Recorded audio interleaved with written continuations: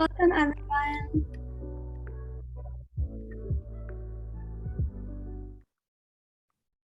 A few quick notes before we begin regarding accessibility. If you'd like to see closed captions on your screen, you'll need to click the option at the bottom to turn on auto live transcripts and then show subtitles. We also have ASL interpreters during this event. So if you'd like these, please pin Jamie or David's video by going to the three dots at the top right of their videos.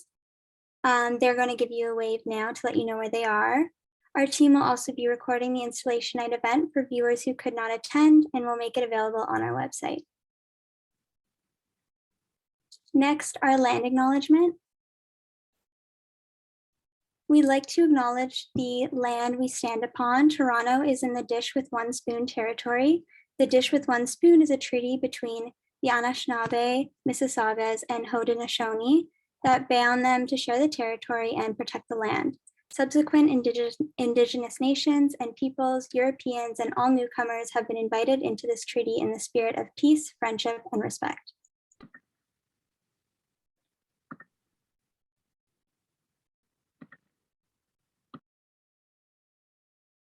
Good evening, everyone, and welcome to Interior Design at the Creative School's year-end show installation nights.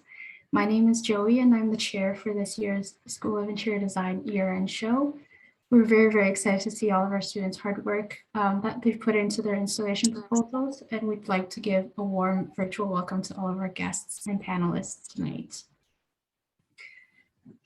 Interior design at the Creative School is one of Ontario's oldest university degree granting interior design programs, where we are named one of the top 8 interior design schools on the planet. The year-end show is an annual exhibition of student work from all 4 years, and traditionally the three-story industrial building transformed into an educational studio space, into a sophisticated gallery showcasing various projects and installations. The show becomes a platform for students to celebrate their accomplishments in design, create connections, and establish themselves within the evolving industry. This year's show, Unfiltered, welcomes you to put aside your perception of perfection and embrace the reality of the design process. We believe that a focus on transparency allows us to value a diverse range of perspectives and celebrate who we are as designers. Unfiltered is a design platform where none is judged nor adjusted to align with social expectations. Here, getting your hands dirty is encouraged and fear of failure is unheard of. Join us for sketches on the wall, tracing paper on the floor, and late nights in the studio.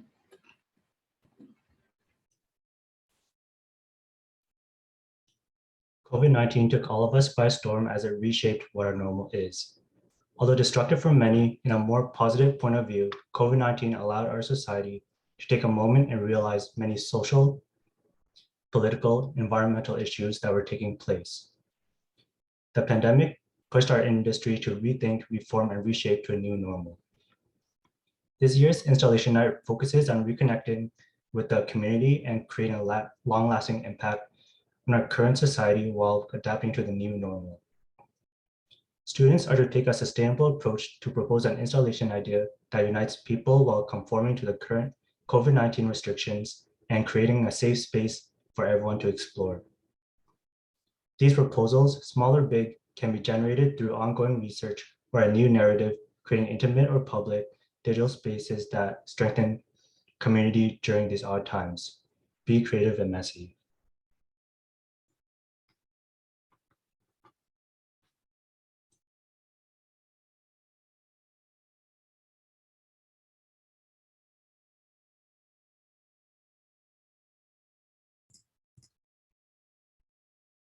Now that you know our theme, we would like to introduce our amazing panelists who took the time out of their day to be here tonight. Our first panelist is Eamon Gaudio. Eamon is currently a student within the Master of Inclusive Design program at OCAD University.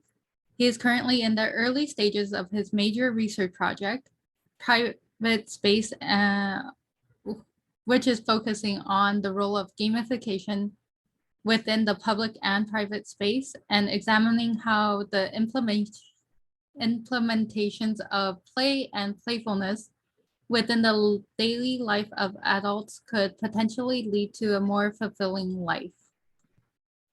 And our second panelist, Ian Rydberg. He is the founder and principal designer of Solid Design Creative and a graduate of the Ontario College of Art and Design, OCAD University. Ian then went on to work in the film industry, working in prop and set fabrication.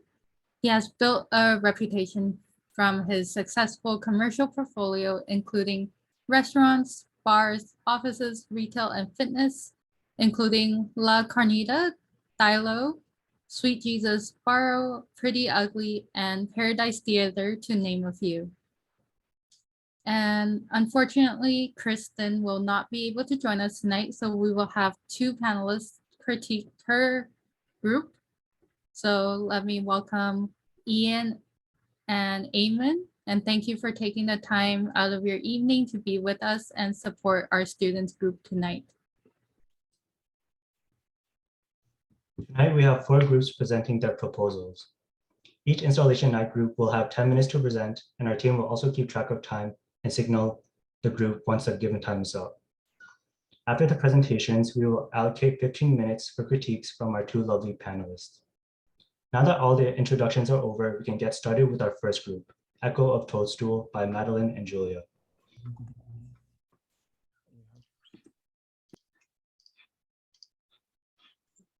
Hello, everyone. Thanks for joining us tonight. We're going to be presenting our proposal for the Echo of a Toadstool installation.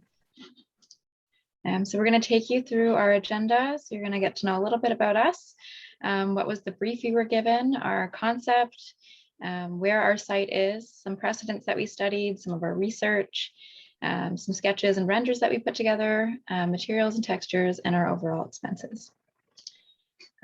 So just to know a little bit about us, my name is Madeline. I'm a 4th year interior design student. My name's Julie. I'm also in my 4th year at interior design. So our brief, we were tasked to respond to this question about how can the idea of reconnecting with the community help us reimagine the new social interactions caused by COVID restrictions. So taking that brief, we turned it into a new idea of a concept. So basically what we were focusing on was creating a space that allowed for all levels of comfortability within the COVID environment. So not everybody is comfortable with sitting next to somebody just yet. And I mean, especially now, things are getting crazy again. It's the idea of offering an opportunity for everyone to still be able to experience a group environment, but at their own pace. So through that, our idea is to create little groupings of mushroom stools made out of paper mache, and then aligning some mirrors throughout the space so that there's different elements of interaction, whether it be through the mirrors or sitting in a group or sitting on your own and interacting across the space. We also really wanted to create a space of joy and excitement, something kind of fantastical. These past few years have been so dull and, a little bit mundane, and it's kind of this idea of allowing us to have a little bit of joy and something different, maybe a little bit otherworldly, to kind of pique our senses again and get us excited about being people. Theoretically, these would be made out of paper mache, like I said. So through use, the seats would deteriorate, much like eventually the COVID restrictions. So we were given the site option A, which is located on the 2nd floor in the interior design building. So then we decided to take a look and find some precedents to kind of inspire us and give us a bit of a sense of the environment we wanted to create. So the first one that we looked at is the Bean, also known as Cloudgate by Anish Kapoor, located in Chicago. And what we took away from this precedent was that the use of reflective material allowed each of the users to view other people from different vantage points. And the second one being the Infinity Rooms by Yayoi Kusama. And we really admired her use of kind of otherworldly spaces, which are familiar yet strange, And through her use of all surfaces and mirrors and different textures, she was able to create a immersive experience. And our third precedent is the Upside Down Mushroom Room by Karsten Haller, which was originally in the Prada Museum in Milan. This one really gives us a bit of an inspiration for what it is to create something fantastical, something that we're not used to, something a little bit strange, and also gave us a little bit of idea of texture and how to play with that with our eventual mushrooms stools. So then going into some sketches and renders that we created. So this one here is a rough plan view of how it might play out. So like I was saying, like having one stool or three or two, and they're all spaced out nicely. And then there's mirrors to reflect around the space. These outlines are to show mushroom structures that would cast over the seats. And this is to add to that fantastical effect and create an overall environment. And the way, if you look at the way the mirrors are placed, so if you were sitting over here, maybe looking in your mirror, you could see somebody sitting over here, or maybe even see right into that mirror and be able to wave and have interactions that way. Or if you wanted to sit together, the stools, it offers all different types of interaction. And then going into a conceptual render of the space. So this is to give you an idea of the atmosphere we want to create, something, like I said, kind of fantastical, otherworldly, maybe not, I don't know if creepy is the word, but something with textural feeling to it that just kind of inspires you to maybe create and feel positive again. And also, due to the virtual nature of the show, it really allows us to play with surfaces that we wouldn't have been able to in the physical realm, including the ceiling and the floor. And then going into our materials and textures.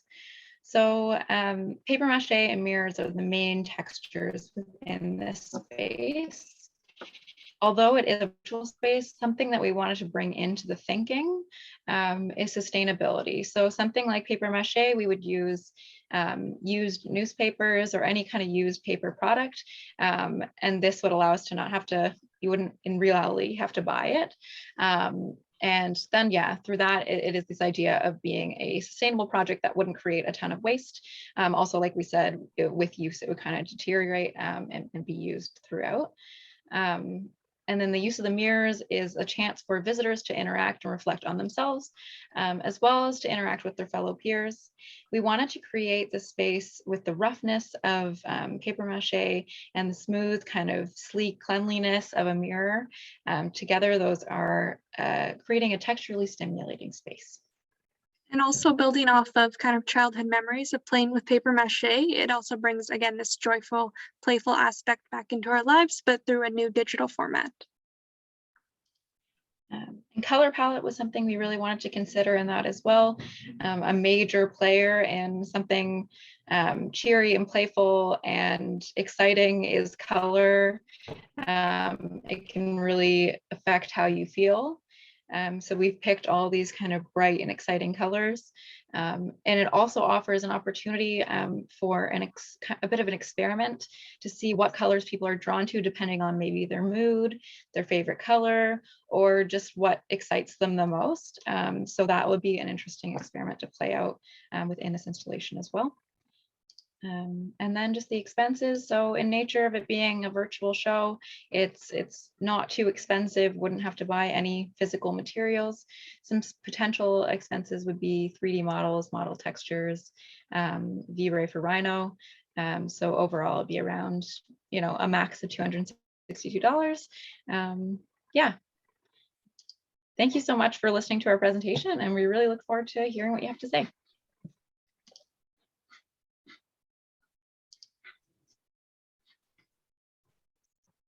Thank you for the wonderful presentation, Echo of Toadstool. We will now have 15 minutes for discussion from our panelists. The audience can also send questions to us using the chat function, and we will get to them at the end.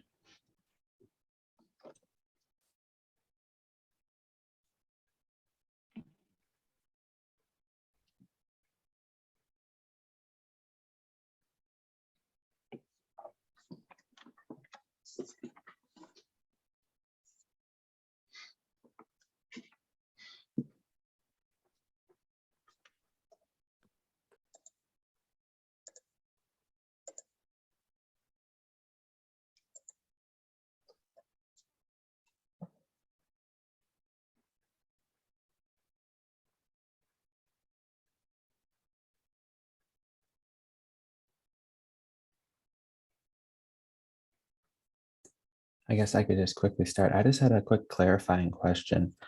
Um, with it being a virtual show, how would you anticipate people to experience the space? Right. So it would be a virtual reality type of thing. So we would be able to put little like checkpoints throughout that people could kind of move about the space. As we could put specific ones on different stools. So then, you go specifically to that one. I've worked with Yulia before. I think Julia, yeah, we both have. So that might be a good opportunity. I guess it will also depend on your own show and what platform they want to put it on. Okay, yeah, totally. I really like it. I kind of get like Alice in Wonderland kind of vibes from it. So it's really, really like very aesthetically pleasing. Um, and you had mentioned play and playfulness, something that I'm a big fan of. And it's just within the medium of virtual reality. Um, were there any kind of ways in which, apart from the aesthetic, that you could try and you had talked about the mirrors a bit, to encourage that kind of playful or play response? Yeah, I think personally, I would like to include some form of audio with it. I think there's a lot of opportunity for, especially in Ulio, you can like add in specific, like if you click on it, it'll make a sound. So maybe that could be an element of kind of incorporating some form of interaction with the sound. And especially if you're in the space with other people, could be a discussion point, or even adding in different like images or little videos to once you go around the space or in certain parts, have that. I don't know if maybe even, I'm not sure how mirrors work in things like virtual reality. I don't think it would, we would have to look into different platforms that might actually reflect you. But if not, maybe that could be a thing for like having some kind of a video. So if you're like in front of it, like, I don't know how it would work, but some kind of reflection, I guess. I don't know, Julie, if you have any other thoughts. No, I think those are some great points. Maybe even, yeah, we'll just have to see on what the YES team is planning on in terms of like virtual reality platforms. But I think even your idea about a video, or maybe adding in our own videos, or like how we envision the space, and then users can like look at those different point of views as well. Yeah. Yeah, I'm just, how are you planning on using the paper mache? I'm so a little confused. So with that, we're just creating. Is it all virtual? This is all virtual reality? It is all virtual, yeah. So I think Okay. when we started, we were thinking of doing something physical, but just with COVID and everything. Yeah. But it's the idea of kind of bringing in that texture and that feeling of paper mache, but it wouldn't actually physically be paper mache. Using it as your modeling for the rendering. Okay. Yeah, as the texture. Yeah. Okay. It's interesting. I saw an exhibit years ago at Union Gallery, I think it was. It was very similar to this, and they used it was a physical gallery space, and they had the mushrooms as umbrellas, and as the umbrellas opened up, there was sound triggered on the bottom. So as you move through the space, it would like breathe and echo sounds. So it reminds me a lot of that exhibit, which I like. So yeah, I think it's interesting. It'd be a very I'd love to see this go further. Thank you. It's an interesting concept. I think Ian brings up a good point about the audio and ways in which you can kind of, so with the virtual reality, play with like different modalities. So apart from seeing, can't really feel, but you could hear and can't smell. So I guess you're just limited to those two. But the ways in which that could try and evoke an emotion to the people who are experiencing it. Yeah, I think movement might help as well. Some kind of movement to the piece with the audio could be quite exciting, because you really only have visual and sound, right, as you said, right? Yeah. No, that'd be really cool. And I think even, creating those kind of environments with like linked with the color, and creating those like moods within that could be an interesting, thing to discover too. Or an ability to almost trigger something within the space that creates movement, or Right. and then audio to go with, Yeah, that sounds really But cool. the use of mirror is quite interesting as well. Mhm. One question I had was, it had quickly, or you had mentioned the like disintegrating effect of the paper mache. So this would be virtual. So is there a way of kind of replicating that? Would like the seat start falling apart after it's been used or been online for a certain amount of time? Yeah, I guess that's something we could think about, is how to make it something that progresses and doesn't just stay static. So I don't know if we could make like, I don't know, 3 versions of it or something, and by the end of it, they're just like flat on the ground or something. Kind of love that.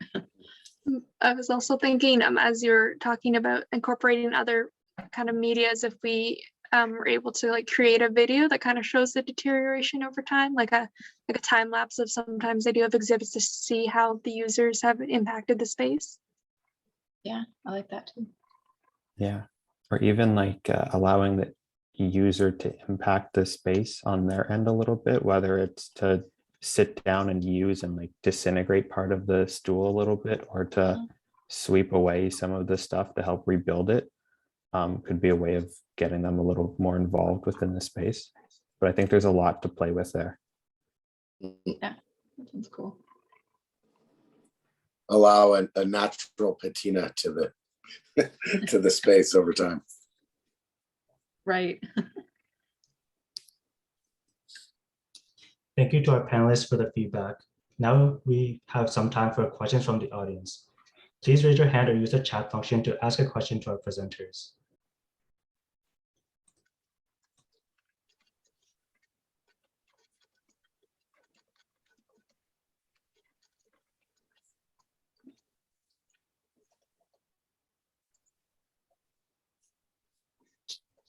We have one question in the chat. They're asking, how are you planning to light up this space? To light up the space? Yep. I don't know if I've thought of like specific lighting fixtures or anything like that. I think it'll be mostly pretty ambient. I think it'll be interesting to play with color within the light as well, because that can have a huge effect on whether it's going to be creepy or exciting.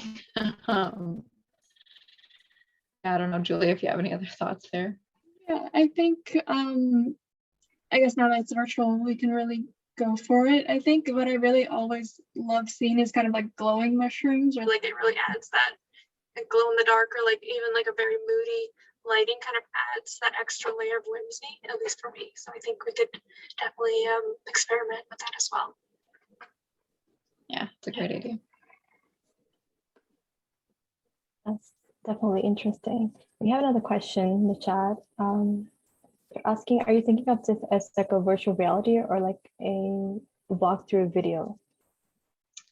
I think virtual reality would be more, yeah, especially since all this brainstorming we've been doing here. I feel like people need to be able to interact with it. I think a walkthrough is too disconnected, especially since the whole idea is to, yeah, create some kind of connection in this strange time.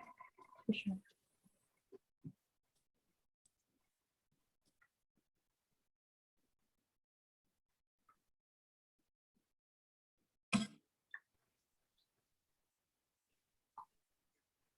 We have a question from. You can always sell it in the metaverse.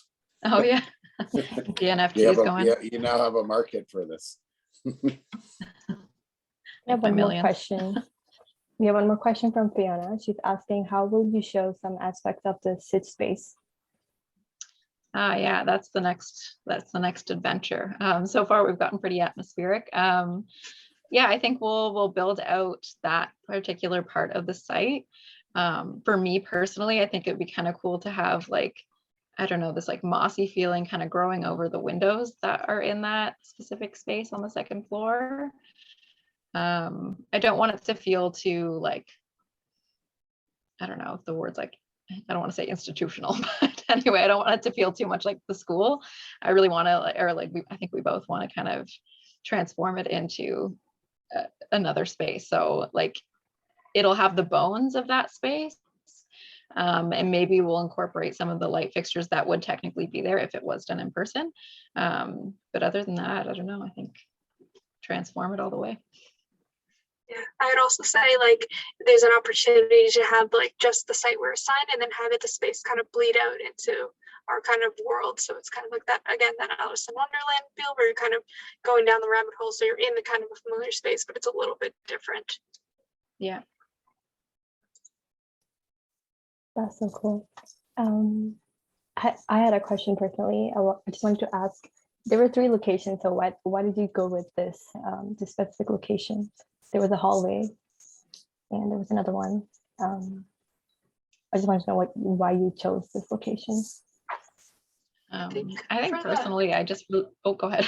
You go for it. That's okay. I was just gonna say, I know that, yeah, there was a hallway. But I think with the hallway, we were thinking it would have to be something, you know, you kind of walk through, it's very interactive. And then when we were coming up with this idea, we want it to be kind of stationary. You can sit there, sit and think, reflect for a while. For the hallway, it feels a little rushed and kind of like, oh, I shouldn't really be sitting in the middle of the hallway, but yeah, I agree with that. I think also there's an opportunity to play with some external lighting in that space. And yeah, it is kind of like a nice tucked in kind of, yeah, it allows you to create another world there. Whereas the other 2, I don't know, they did feel a little bit more transitionary, or I don't know if I want to say like on display rather than I want this to, or we both want this to be kind of like an interactive or personal experience rather than something that's just like on an exhibit. I don't know. Yeah, that makes sense. Thanks for answering. Thank you.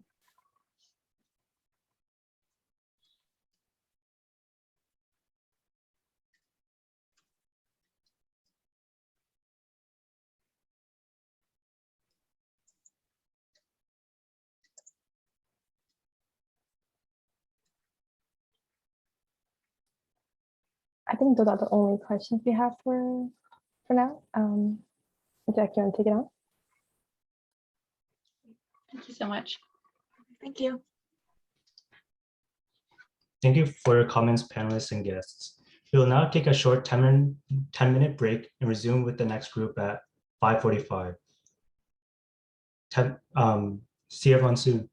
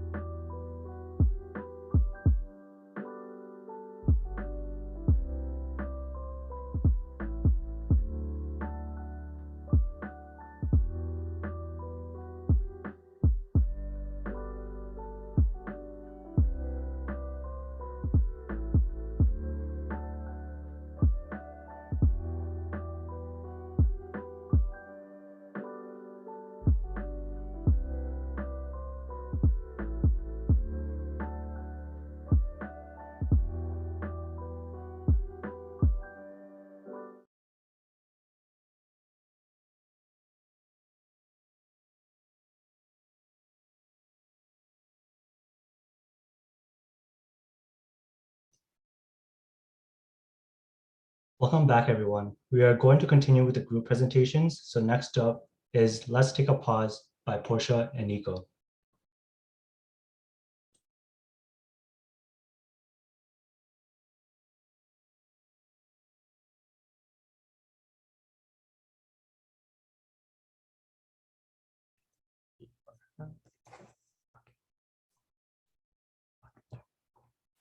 Let's take a pause to connect to this moment and to ourselves. So please join us in this moment, taking a deep breath together. Inhale, exhale. Now that we are here in this present moment, hello and welcome. And thank you for being here today. We are first year students, Portia and Nico. And we are thrilled for this opportunity to design an installation for SEED Installation Night 2022 Unfiltered. So let us get started. And there is all good. We're going to talk about the design concept for installation, presence and reference, estimate codes for what we believe what we're going to use, the reasons why we choose the location in the SEED buildings, some sketch and rough concept ideas in the installation place, and some final reflection. So our design concept really came about by a huge brainstorming session that Nico and I had that was really a genuine conversation about how the pandemic affected us and what connection means to us. So the first question is, how has the pandemic affected us? In a personal way, being in lockdown as an immigrant without my family and my friends here in Canada, it was like a little rough time when I have a lot of time by myself and my roommate to start thinking about my mental health, what the reason I'm here, what I'm trying to achieve as a person that it's starting over again. So that time alone allowed me to understand that my mental health is really important, that I need to embrace my inner demons or the things that I'm just trying to push away and be more friendly with myself. And for me, the pandemic hit when I was training in Amsterdam for ballet. So I was already away from my family, much like Nico. And then to be isolated away from friends really proved to be a challenging time, which I think is a feeling that is quite universal. And this leads us to, what did we learn during lockdown? For me, it was really important to understand that it was okay, all the range of emotions and feelings that I experienced during that time, the crying, the happiness, the anxiety, the depression, the joy, the hope. Principally understand that all the range of emotions are really important for building the person that I am today, that I can look now and say, I passed for that. So it's understanding that also was a time for growth that I needed. And I think for me, when the ability to socialize and to interact and to connect was taken away, I realized how crucial connection is to my well-being and how much I took it for granted. And I think I also learned, much like Nico, more about myself, because when life as we knew it came to a halt, it gave me an opportunity to learn about myself and how to take care of myself. And our next question is, what does connection mean to us? I figured out that what I was missing more was the hug of my mom, hanging out with my friends in a park, doing the simple things that we give for settle, that in that time were really important. The basic stuff of the daily basis, it's the moment that you start missing when you don't have it. The people, the actions, the hug, the saying hi, the kiss in the cheek, all these small details that we give settle in that point and we lose it. At that point, it became the connection that I was missing, and I'm still looking forward to reconnect with them. And for me, connection is really about cultivating relationships. So that's with myself, with others. And yeah, I think that's what connection means to me. And why is connection meaningful?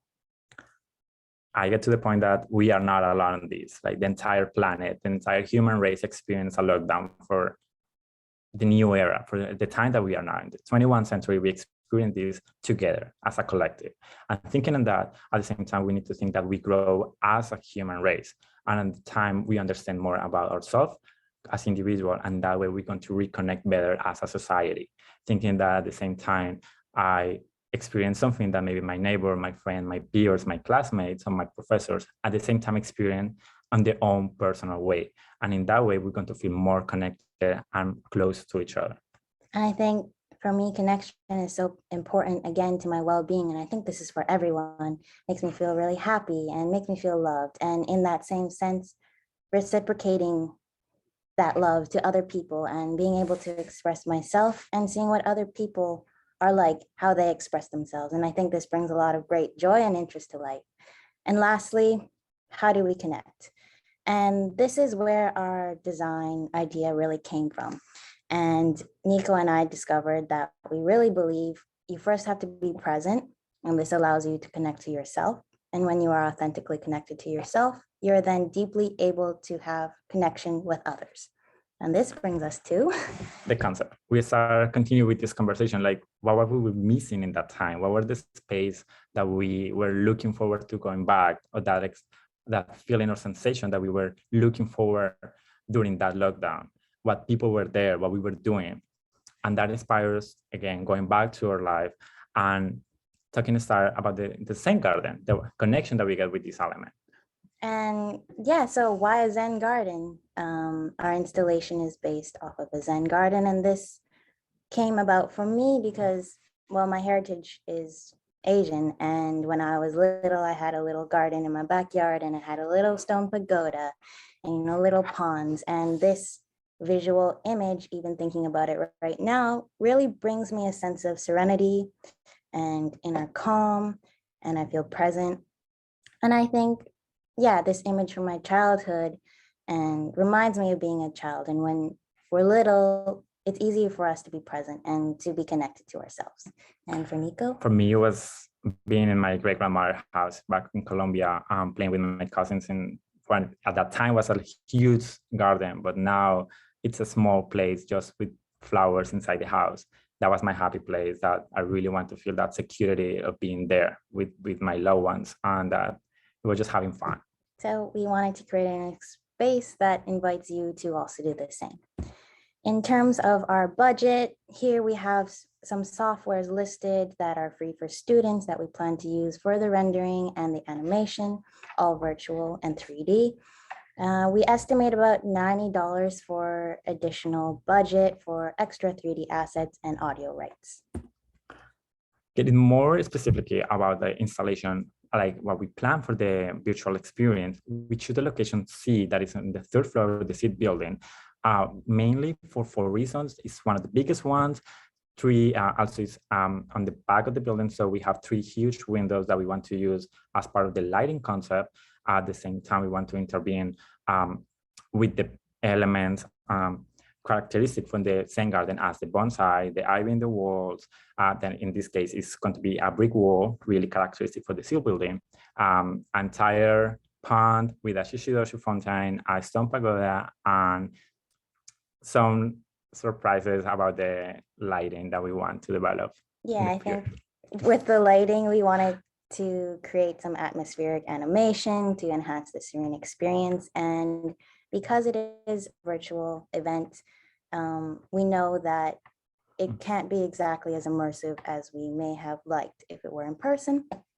And with this in mind, we really want to create an immersive experience through sound. So there will be a guided reflection for our audience, for you, about what COVID means to you, what connection means to you, what have you learned? And this is really the focus of our installation. And we will also be including a transcript for those with hearing disabilities, because again, we want this experience to be about you and we want it to be accessible. At the same time, the entire process is bringing the nature inside the building, like giving our peers and the entire buildings something that they can go and have that experience that we going back with Portia and saying like, it was nice. It was a nice place to connect to yourself. So as we are near to the end of our presentation, we would like to bring us to this moment, to today, at this night, and ask you, there is something that you show love to yourself today that brings you joy? And what is one thing you can do to connect to someone else today, to share a little more love in this world?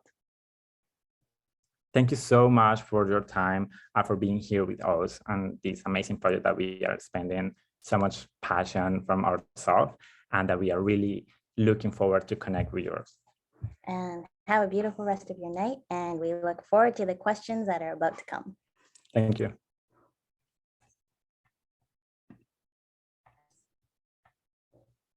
Thank you, Portia and Nico, for your presentation. We will now have 15 minutes for discussion.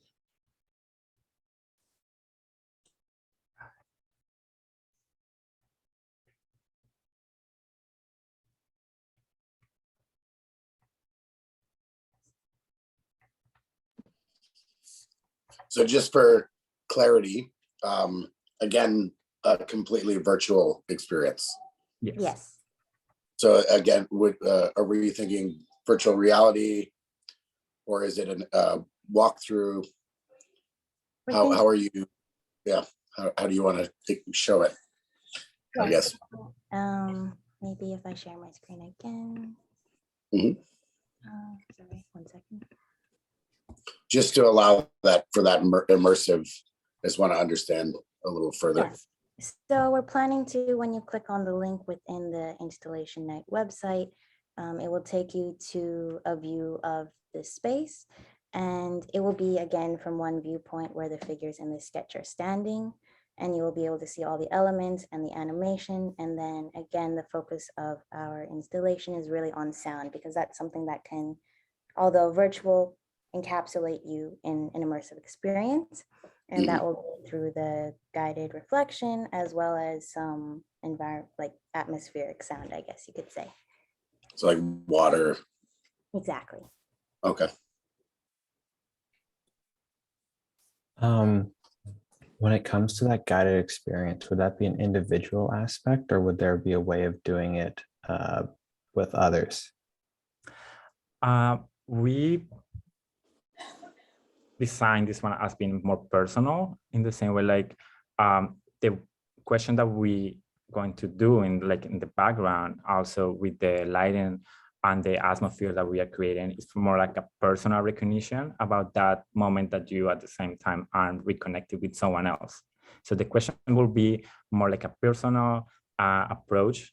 How was the reconnection? Like, what happened to you, what happened to us, and what we want you to recognize in yourself, that process of growth. So it's more like an individual process to lead you to our reconnection with some there. But I mean, at the same time, we do plan it to be like anyone can log in and do the experience as an individual. But if you want to do it with friends, you could, you know, like me and Nico are right now, we can sit together and go through it in our minds, you know, those same questions, do the reflection together as if we were doing a meditation together. So in that sense, you could do it in a group. Okay, and then for the meditation or or whatever type of meditation or guided experience that it is, would it be one general type of meditation, or would there be a way to personalize it for the individual? I think that we haven't included the script that we prepared for our recording in this presentation, as it is about 3 minutes long. It's a lot of the sort of similar questions as we went through in our design concept. And these questions really apply to everybody because the pandemic was so global. So I think in that sense, it is quite personal and relatable to everyone.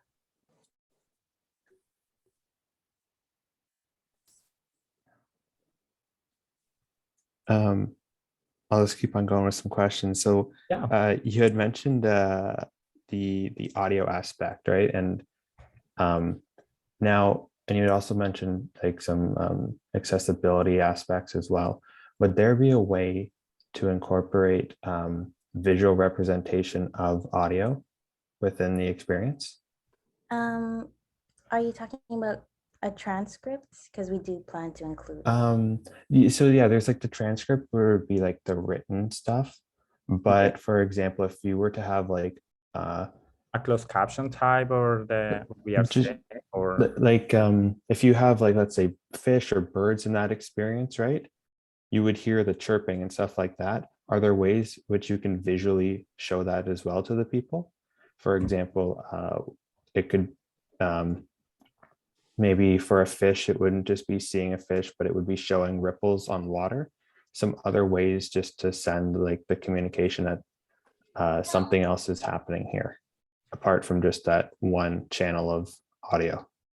Yes, the idea of the animation that we want to develop in the space is also seeing that the entire space is living. So the pond, the water fountain, and the tree are going to be like we were literally immersed in a Zen garden. So all like this life world there is going to be part not also in the sound, but also in the movement and the animation. So you're going to like you can experience it literally. Yeah, so the elements themselves will be moving to give that visual representation. Yes.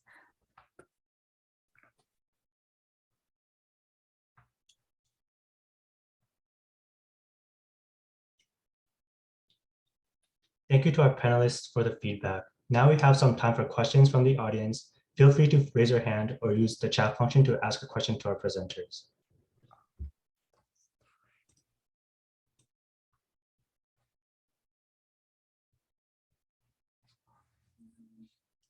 Is that a specific type of tree? What's the significance? Yes, so the tree in our sketch here is a bonsai tree, although it is blown up in scale. But yeah, the idea of that is to, again, take it back to the Zen garden, and that is why it is that specific tree.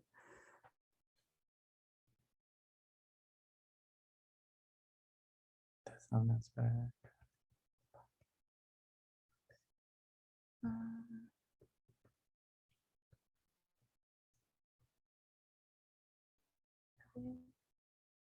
I don't see any other questions.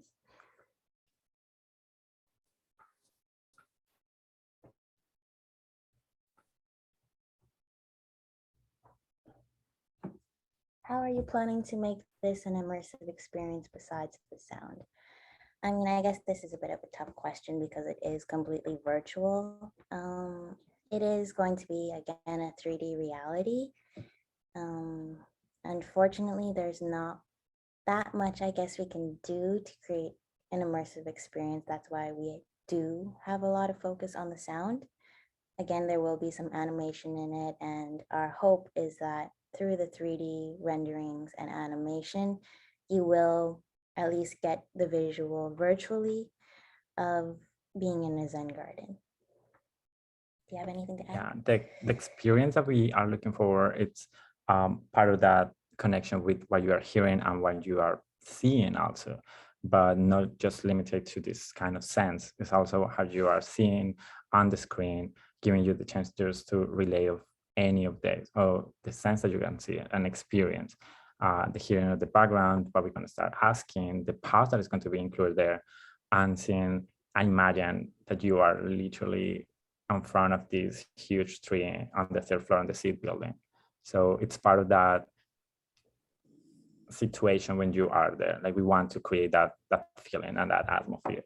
And I think also through the sound, it's not only that you hear it, but because it is personal questions and it invites you to reflect, you also not only are immersed in the sound itself, but also in how you feel in that moment. And I think that is something that is very prominent in installations. When you go to an actual installation immersive experience, it's how you feel in that space. And these questions will kind of invite you and guide you to, I guess, realize how are you feeling in this space, and that creates an immersive experience. We were looking more for like you are like the main character and the main material for the installation, than we are just bringing you the tools for start interacting with that.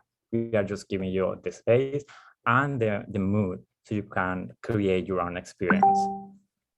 And we have a question from Joey here. Have you considered the lighting and how it might affect your installation? Yes, we have quite thoroughly actually thought about lighting. We didn't want to explain too much, so if we do, and we would really like to end up do the final installation, again, we didn't want to spoil too much, but yes, we have thought about lighting and how we're going to use it to, again, enhance the experience of it being very serene and meditative.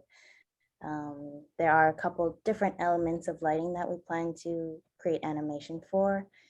Again, using the windows, why we wanted to use this location in particular for natural lighting, and then some other elements we're going to add in as well for artificial lighting, and play with also the room lighting itself throughout the experience.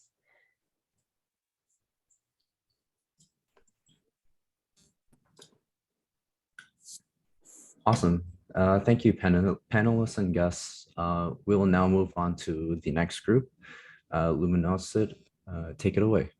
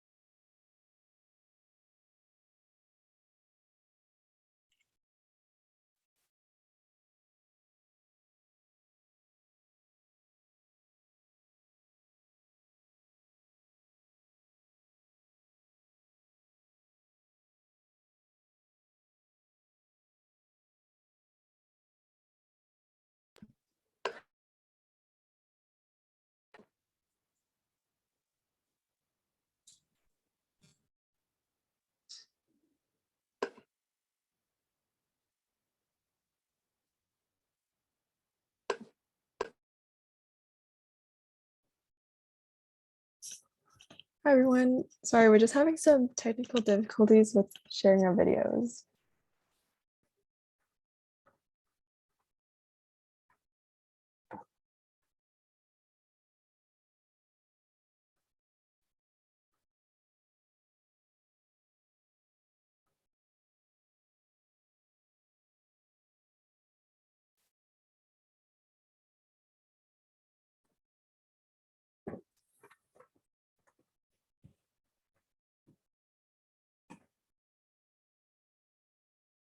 Okay.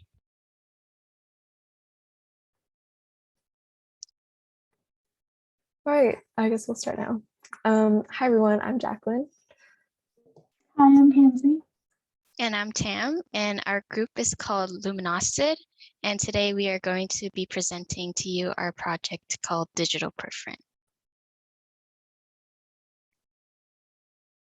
In our presentation, we'll be discussing our concept and response to the installation prompt through drawings and imagery, and taking you through how we will plan on bringing our idea to life.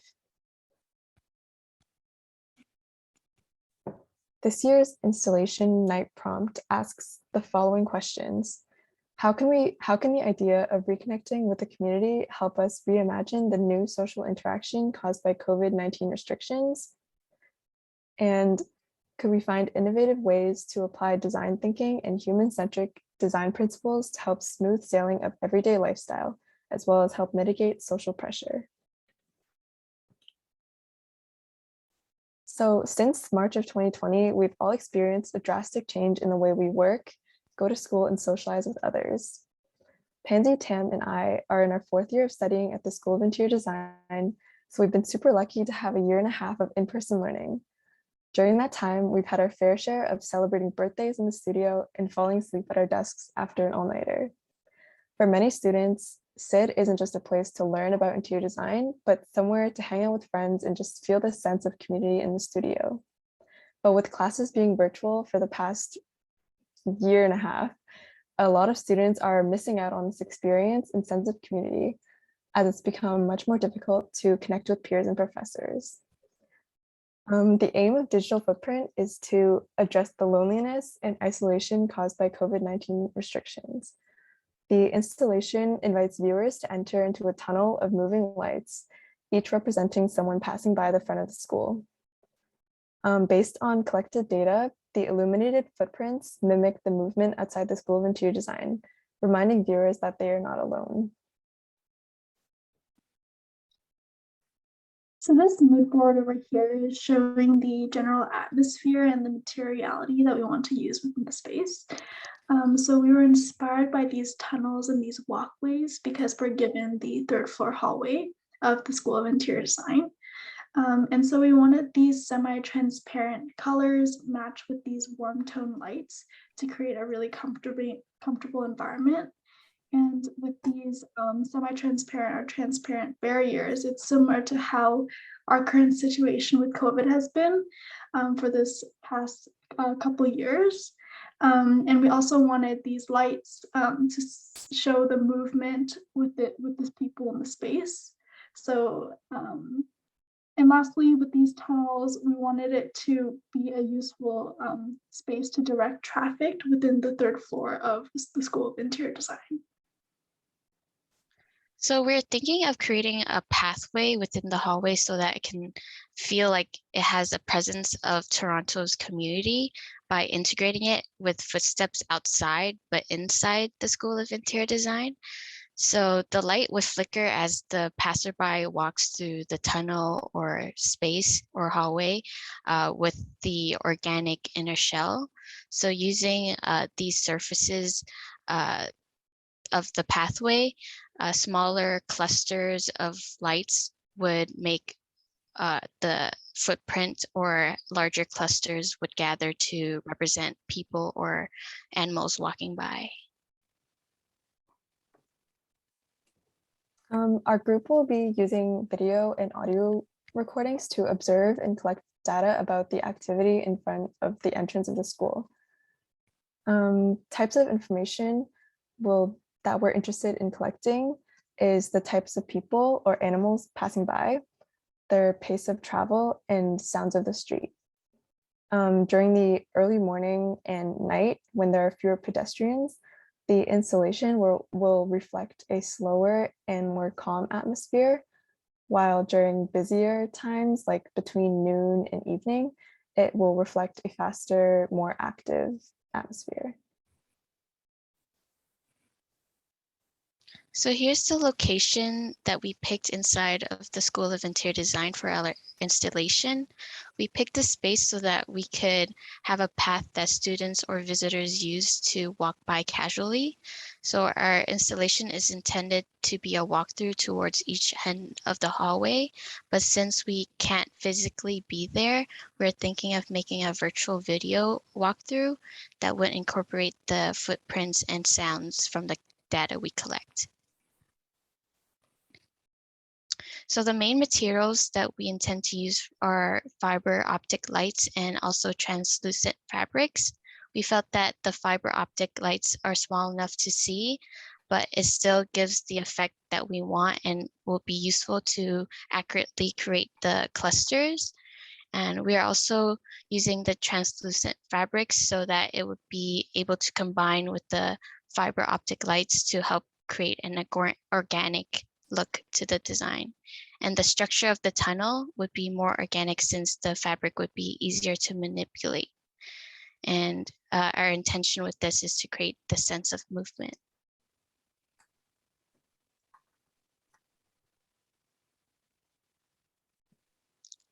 So here's just an example of what we could see as we walk past or looking towards it. We're thinking that from an outside perspective that we would see the silhouette of the person walking inside as it illuminates.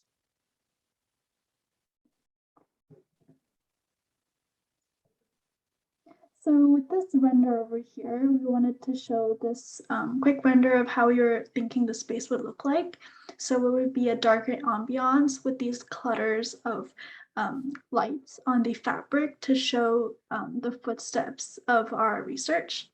And so these clusters will be an accurate representation of the people walking by or the pets that's passing by, and then also the speed of the movement. And another element that we would add for this virtual reality space would be audio and sound of our research from the streets.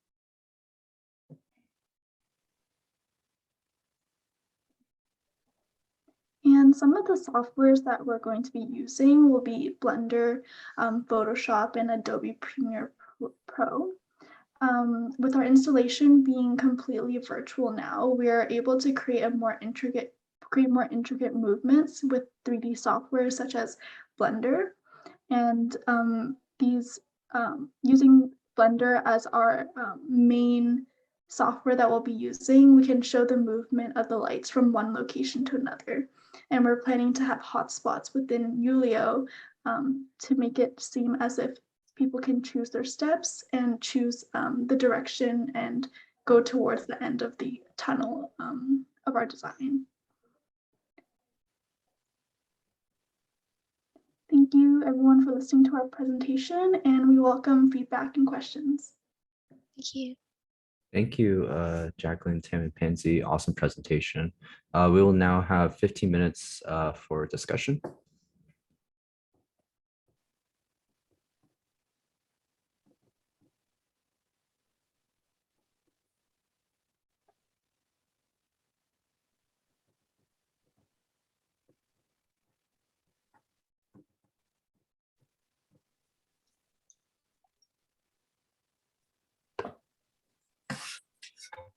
I just have a few questions for you guys.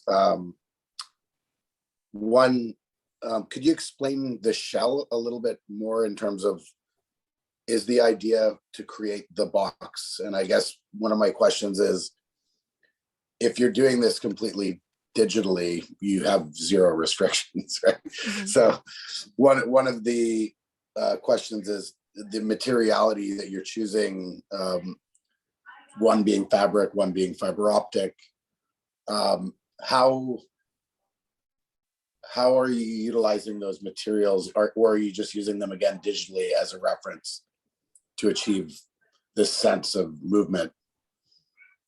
Yeah, I think our idea was to just take those materials as more like a reference or inspiration for what our digital model will look like. For your, okay. Yeah. And then another question I had was, I guess, how do you were saying you'd like to create this sense of movement as if someone was walking through the hallway. You would then just, like as if I were to walk through the space, how do you achieve that feeling of seeing them from the outside? There's spots within the site that has a view that could look towards the installation. So there's like windows from the lecture hall inside our SID that could look through, so we can see like silhouettes of the person inside. Okay. So it'll be transparent, slightly transparent. So as you go through, okay, I just wanted to understand that interaction. And so in terms of the audio aspect, the notion is to mainly footprints of people walking, the sound, those types of sounds. Is that where you're going with it?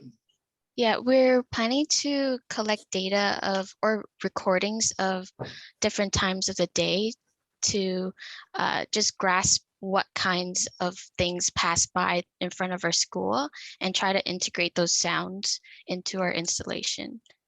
Mm-hmm. And the footprints, because you're doing it digitally, you're referencing that the movement of what's happening outside would kind of create the lights above your head. Mm-hmm. But because you're doing it visually or digitally, you could actually have it on the ground as well. Mm-hmm. Would you explore that as well? Or is that the idea that you walk through it and then there's some form of glow that's appearing, or is the idea that you're walking through the space with many other people and that a lot of the other lights are just representing other foot traffic? Is that clear? Am I clear with that?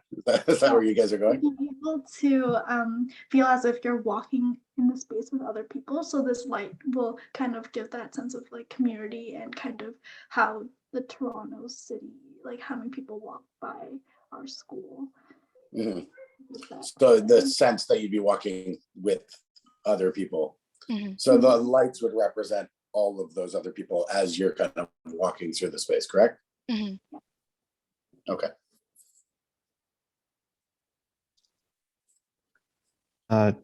Two quick questions. The first would be, is there a color you're going for with the lights? I think we haven't decided the exact color, but we want it to be more warm tones, so either like yellow or orange. So in our like mood board, that kind of atmosphere is what we were aiming to go towards. I think something that we discussed as a group was maybe thinking of ways we could represent like different types of people. Like maybe one color could represent just like people like pedestrians, and some could represent like students going into the school and things like that. And also like the pace, like perhaps like the lights would like maybe be streaks instead of these dots. Yeah, I think there's some like, if you're just looking at color and the movement of the light, I think there's some great ways to represent like the people moving that, or yeah, like just great ways to represent people moving just through the lights. I think that was really awesome, as well as the researching of different, of how, like what the activity will be in front of the school at different times. I thought was really great. Would it be possible, so virtually, would it be possible to allow people to control their own pace through the tunnel? I don't know if you've thought about that, but similar to just like if you're walking through that tunnel or the sidewalk in person, you have the ability to stop and watch people fly by you or slowly walk by you. Would you be able to allow people to do that same thing virtually? So what we're thinking for right now would be to have like hotspots within this tunnel for people to click on, and then they'll be able to view a video of the movement of like from where they're standing. But I think if we're able to find a way for them to be able to actually like move through the space, I think that would be the best.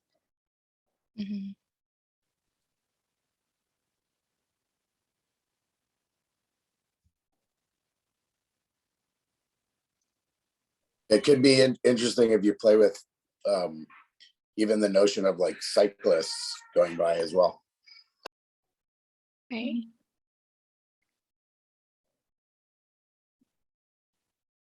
Yeah, I don't have any more questions, but I think there's like a lot of potential with just the movement in the lights and then the colors you choose, which can help provide or provoke a like an emotional response from the people experiencing it. So I think you're set up for some great success with that. Thank you so much, everyone. Yeah.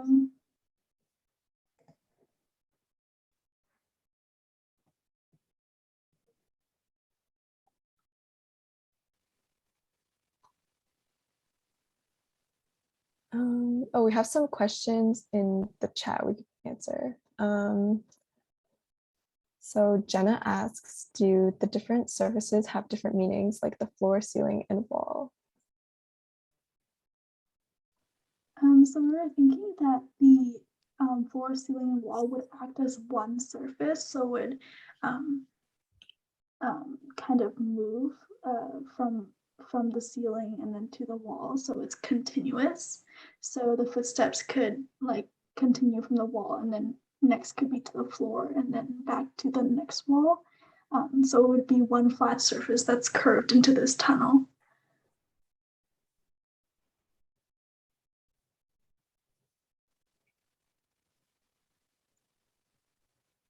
There's another question.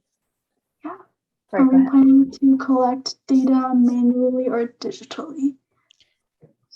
So far, we are planning to do just recordings and photos, and we're just taking record of that and taking account for like different types of days and times.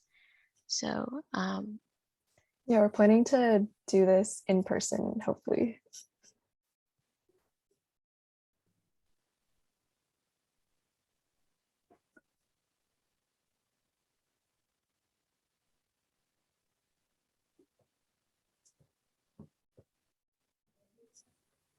There's another question. Is the interior also an organic shape like the threshold? Or is it like flat? Yeah, the interior will also be the organic shape. So inside and outside will be the same like curves. Interesting.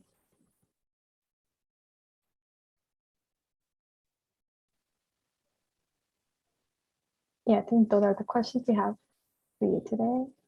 We can move on. Leah, do you want to take it on? Yeah, sure.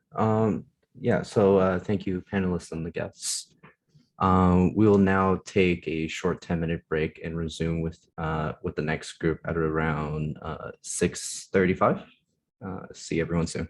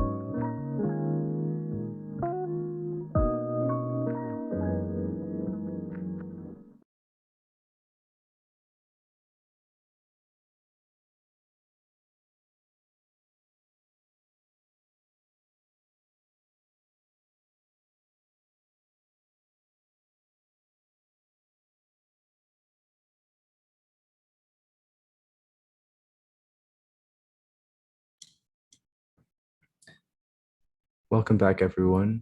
We're going to continue with our last group presentation. So up next is Receive Your Day. Take it away.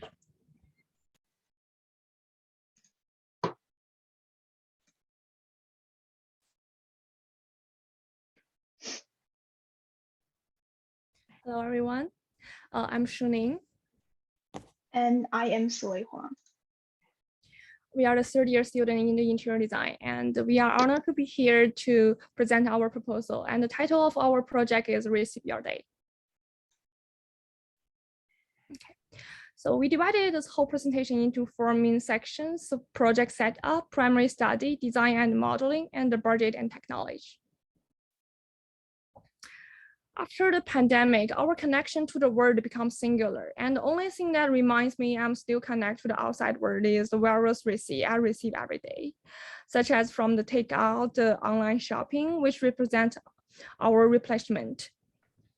But counterpart is a daily to-do list. The connection to the classmate and friend has become viral since the online class period, and the to-do list emphasize our depletion.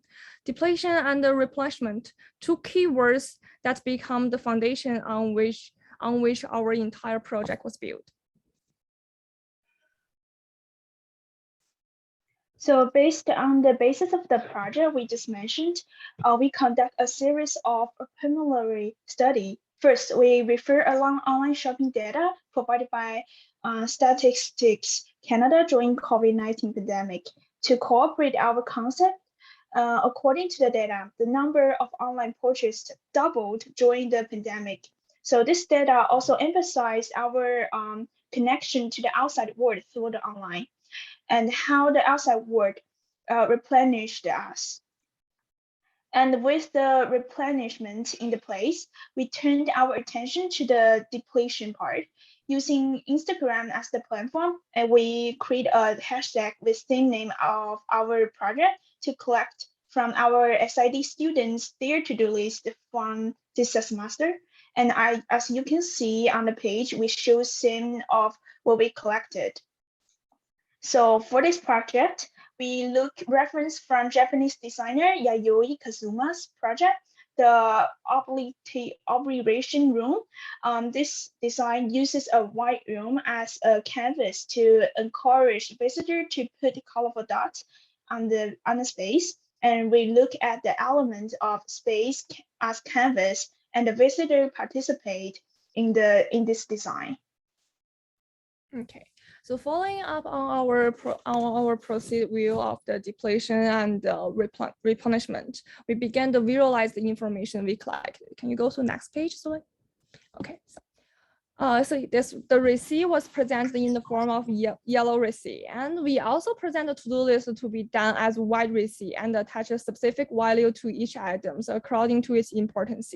This picture shows some receipt that we have collected, but we still have some data in our database that we collected from online, like we showed before. We need to be processed, and we will have more receipt as we collect more information. The storyboard.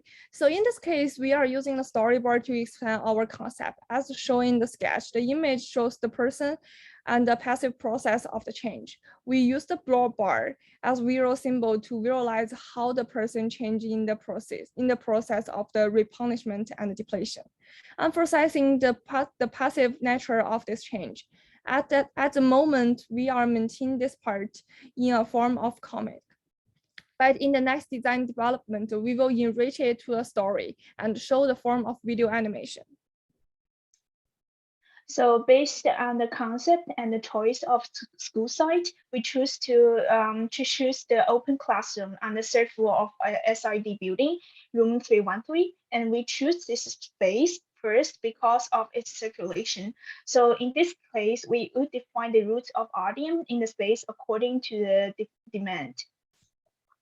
And this project is modeled after room 313, and then the entire project is placed on a visual space with VR technology and offers 3 different viewpoints for a visitor to explore.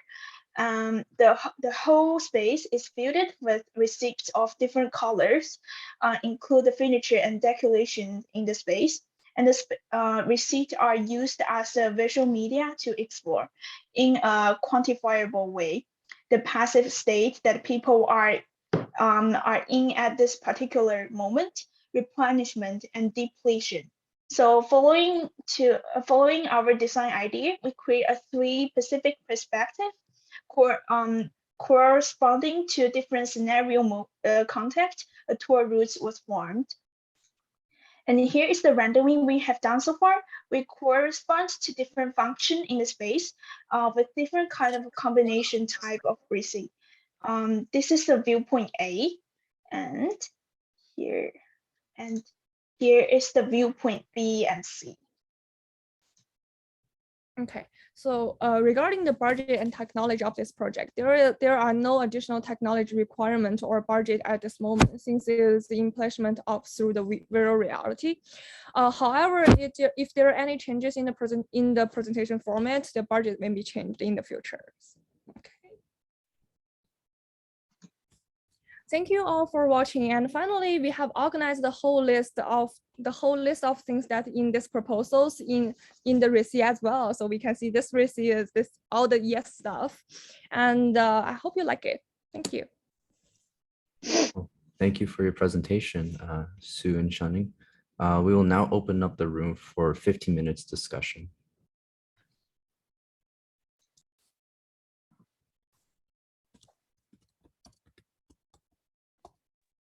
Just for some clarification, would the receipts be from things people are buying, like physically buying or purchasing, or would it be for other activities that would not necessarily be a commodity? Excuse me. Sorry, I just asked my colleague to share the screen again so I can just show you. I can just explain with the world person. Okay. Can you just go to the page? Can you just go to the page that have our different kind of receipt? Yeah. So in this page, we have totally 2 different receipts, but we just represent in the way of receipt. So the first way is the first tab is the receipt that we buy every day. Like you buy a food, you buy some study notebook, you buy your Air Mac, you buy your iPhone. This is something that you connect to the outside world. And the other receipt, which is represented in the white color, which is our school, which is your to-do list, like your work list, your like study list. You have an assignment due tomorrow, and then you have like some presentation due today. This is just two different receipts. So what we want to say is this kind of different receipts represent different data of your personal experience right at this moment. So we want to see this kind of dynamic change. Like maybe sometimes you buy a lot of stuff, you have got more connection, and you feel like, oh my God, I'm so activity right now. Can you go to the drawing part too? Yeah, so like for example, like in the first data, I'm good right now, but I have so many to-do lists now. I have so many to-do lists, so I feel dying. So you can see my blood bar is gonna really low right now. But after that, maybe I buy something and I feel like, okay, I feel bad. I feel good right now. I just kind of like get connections and get like improvement.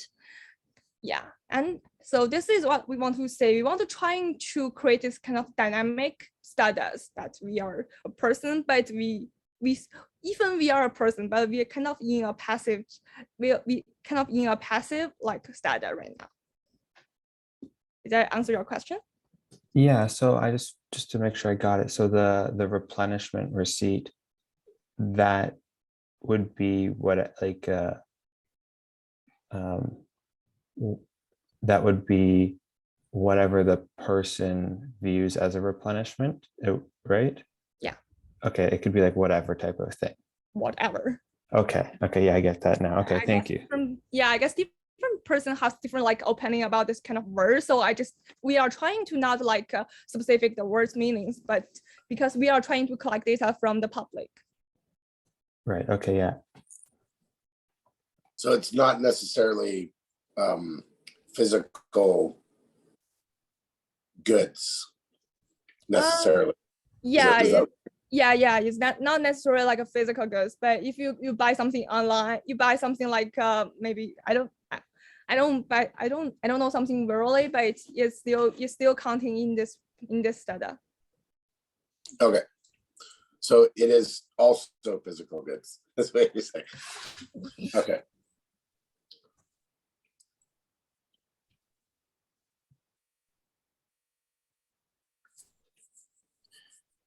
The renderings were very well done. Thank you. Thank you. Mhm. Yeah, we are trying in this rendering things. We are trying to recreate our like open classroom.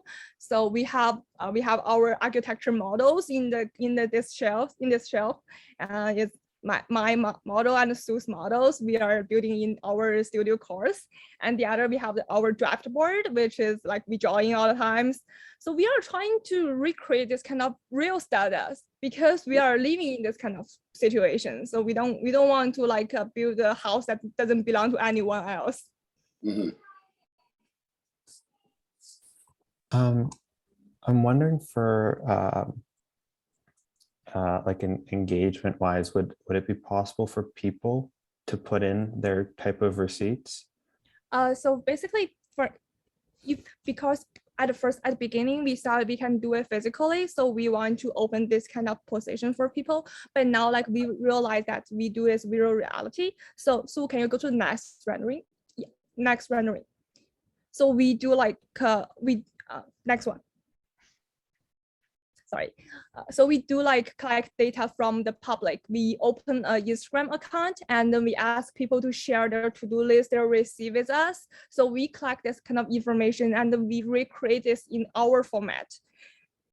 So all this kind of receipt you see now is represent from people. So if you want, you can go detail to see, oh my God, how the students do this day. Okay, I think I really like that idea, and I think it can get like continued on by in a way where people within the virtual reality space can walk around and view other people's receipts, whether it's like the good or the white or the yellow receipt.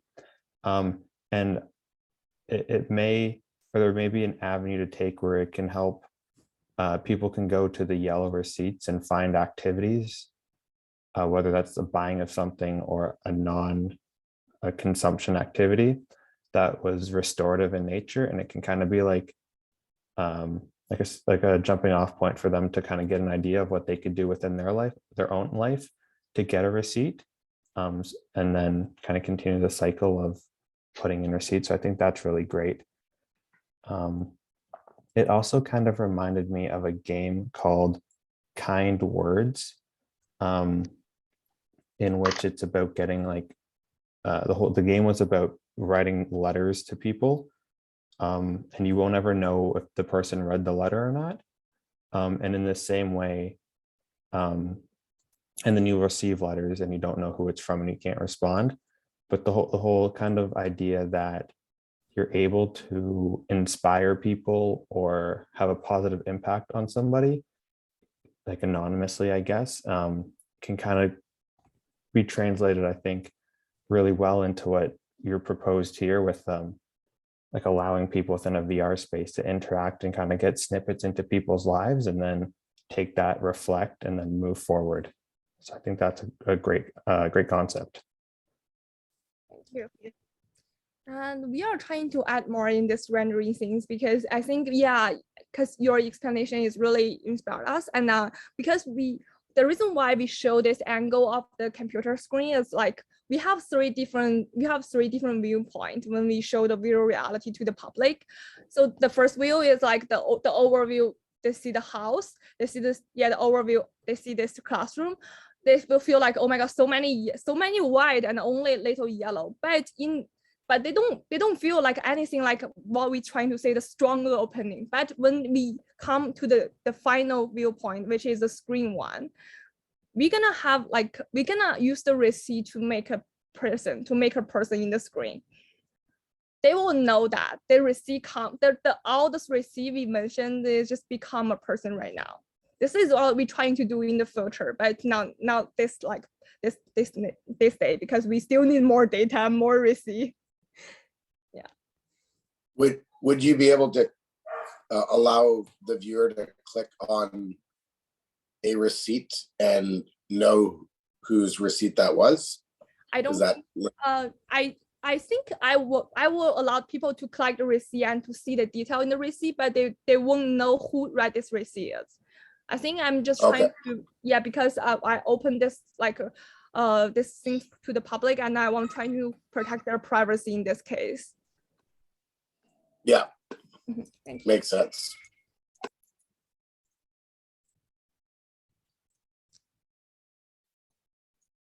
Awesome. Thank you for panelists for their feedback. Now we have some time for questions from the audience.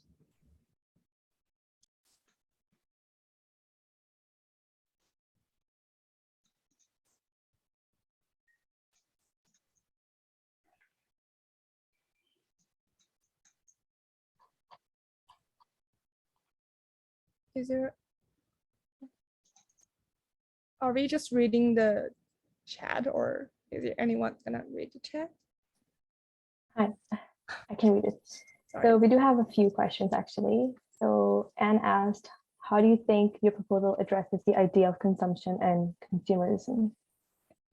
Yeah, this is a really good question. So can you share the screen again? And we want to see the viewpoint A rendering. So in this case, so for now, we not apply all of our receipt, but we still can see this color differences. A lot of white, but only few yellows. So we want to like create kind of this kind of atmosphere that when you in different like we cannot say side in this term, but like I want to say different construction elements reflect different style of view. For example, the wall and windows, that means outside. That means outside the word, the connection with the word. So in this case, they're gonna more yellow in this wall, and then we will see what connection between the word.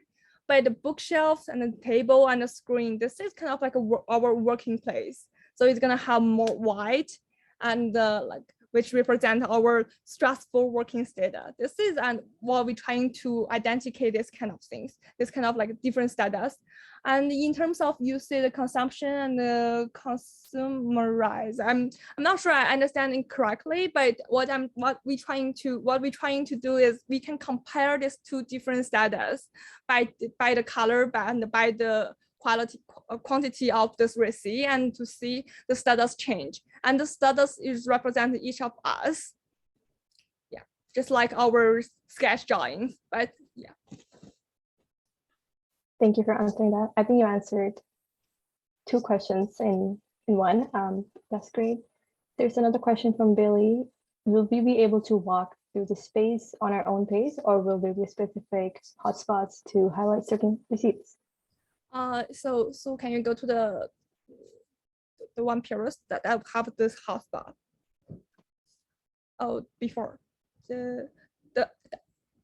yeah, this one. So basically we set 3 different hotspots. That is the idea that we want people to see, but you still can walk in the space like based on your opening. But we have this kind of suggestion, and in our suggestion, so the viewpoint A is all the space, and you can see all over the point, all over the wall. And the viewpoint B, which is close to the shelf, you can just see how many things in this stuff and how detailed you can be, like you can check each receipt. So the final one is in front of the screen. So in this one, you're gonna see, oh my God, mine is in the screen. So I might represent like as a receipt. So you can see like that. This is all we're trying to say in our circulations, but you can create your own. That's we don't really mind that. You can see, okay, I just want to go to the window. Yeah.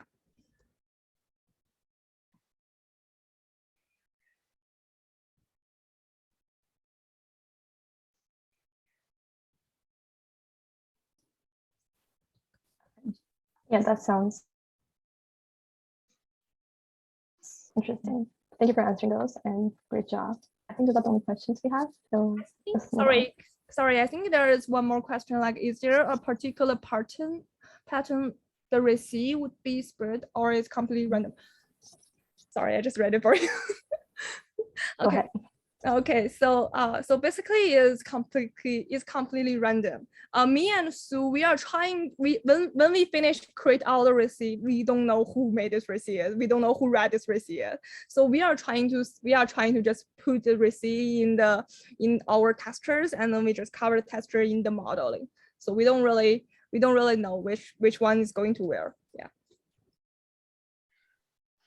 Awesome. Thank you, everyone, for your comment and feedback.